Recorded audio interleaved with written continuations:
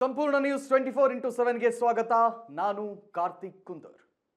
ಬೆಳಗಾವಿ ಸುವರ್ಣಸೌಧದಲ್ಲಿ ಪ್ರಗತಿ ಪರಿಶೀಲನಾ ಸಭೆಯನ್ನು ನಡೆಸಲಾಗಿದೆ. ಸಿಎಂ ಡಿಕೆಶಿ ನೇತೃತ್ವದಲ್ಲಿ ಪ್ರಗತಿ ಪರಿಶೀಲನಾ ಸಭೆಯನ್ನು ನಡೆಸಲಾಯಿತು.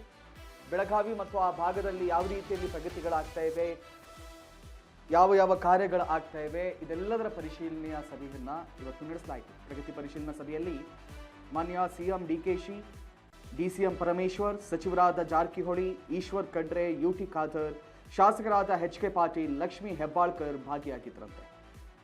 ಉತ್ತರ ಕರ್ನಾಟಕ ಭಾಗದ ಸಮಸ್ಯೆ ಬಗ್ಗೆ ಸಭೆಯಲ್ಲಿ ಚರ್ಚೆಯನ್ನ ಮಾಡಲಾಯಿತು.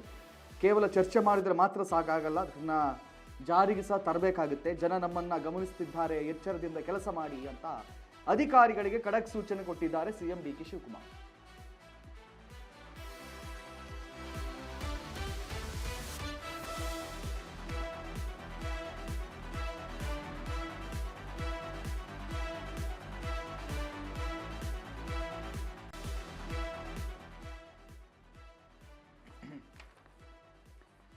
ಬೆಳಗಾವಿ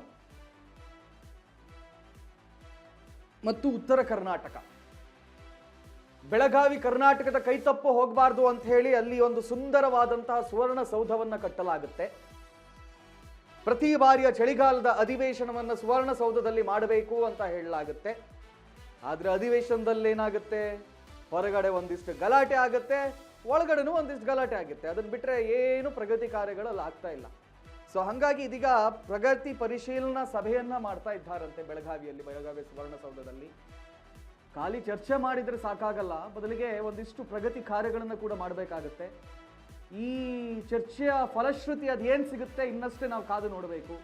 ಸಿಎಂ ಡಿ.ಕೆ. ಶಿವಕುಮಾರ್ ಜೊತೆಯಲ್ಲಿ ಡಿಸಿಎಂ ಪರಮೇಶ್ವರ್, ಸಚಿವರಾದ ಜಾರಕಿಹೊಳಿ, ಈಶ್ವರ್ ಖಂಡ್ರೆ, ಯುಟಿ ಖಾದರ್, ಶಾಸಕರಾದ ಎಚ್.ಕೆ. ಪಾಟೀಲ್, ಲಕ್ಷ್ಮೀ ಹೆಬ್ಬಾಳ್ಕರ್ ಎಕ್ಸೆಟ್ರಾ ಮುಂತಾದವರು ಭಾಗಿಯಾಗಿದ್ದಾರೆ.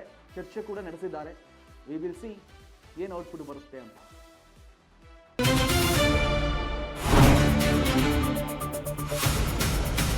ಸಂಪೂರ್ಣ ನ್ಯೂಸ್ 24x7 ಇದು ನೊಂದವರ ಧ್ವನಿ.